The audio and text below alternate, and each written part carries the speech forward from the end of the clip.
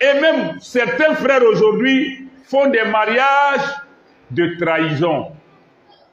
Les gens sont en conflit dans leur foyer.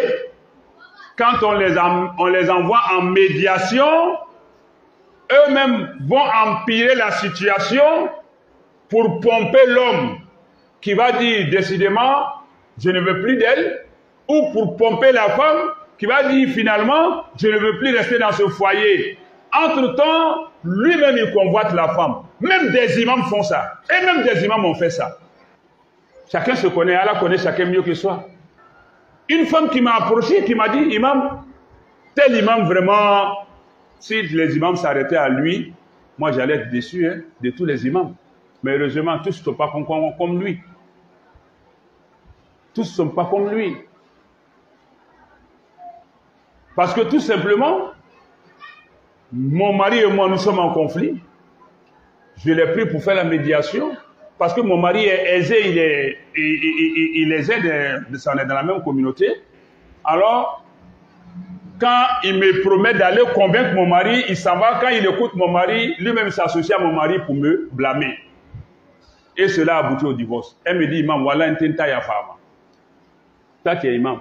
Toi, tu dois dire Allah pardonne aux gens. Si quelqu'un dit Allah, faut pas, lui la même, il ne faut pas lui pardonner. Toi, tu vas demander pardon d'Allah pour quel défunt? Oui, on se dit la vérité. Nous sommes nous aussi fautifs. C'est bon de vous prêcher pour vous dire arrêtez, ne faites pas. Mais nous aussi, on doit arrêter. Oui. Quand quelqu'un t'envoie en médiation, la médiation, elle est noble. Elle est très noble, très honorable. Quand tu arrives à unir un foyer, tu arrives à résoudre un problème de foyer, tu ne sais pas quel mérite Allah va t'accorder. Même si la femme te plaisait, même si ça trouve que c'est toi qui voulais d'elle et puis le monsieur a fini par la prendre, dis que c'est Allah qui ne t'a pas destiné cette femme. Maintenant, même si ça ne va pas dans leur foyer, fais profil bas, fais franc jeu, et puis laisse ton ego, ta passion, tes désirs de côté. Fais parler la raison et la foi. Et puis arrange le foyer. Si Allah veut qu'elle soit ta femme, un jour elle le sera. Je prends le cas du prophète sallam avec sa cousine Zainab, qui voulait du prophète comme mari. Mais le prophète sallam a fini par la donner à son fils adoptif Zaïd. Et il les a entretenus, mais pour finir, Zaïd a divorcé avec Zainab. Le prophète a fini par la marier.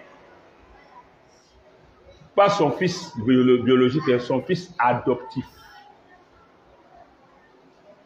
Donc, tu peux laisser quelque chose partir aujourd'hui dans l'humilité ou même dans l'humiliation.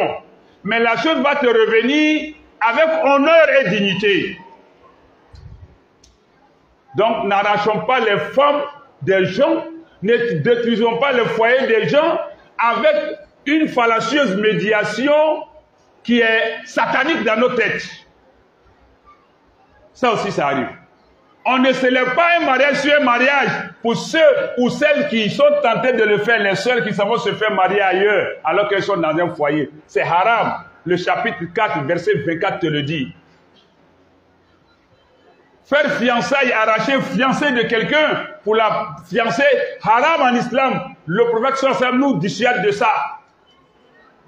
Allah dit, quand ça ne va pas dans un foyer, s'il y a divergence, susciter un juge de la famille de l'homme et un de la famille de la femme, ils vont faire la médiation. Et Allah dit, wasulhu khayr. La médiation, la réconciliation est meilleure. Mais toi, le réconciliateur, tu deviens le destructeur, le traître.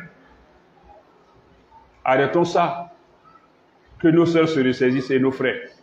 والنجم إذا هوى ما ضل صاحبكم وما غوى وما ينطق عن الهوى إن هو إلا وحي يوحى علمه شديد القوى ذو مرة فاستوى وهو بالأفق الأعلى ثم دنا فتدلى فكان قاب قوسين أو أدنى فأوحى إلى عبده ما أوحى ما كذب الفؤاد ما رأى أفتمارونه على ما يرى ولقد رآه نزلة أخرى عند سدرة المنتهى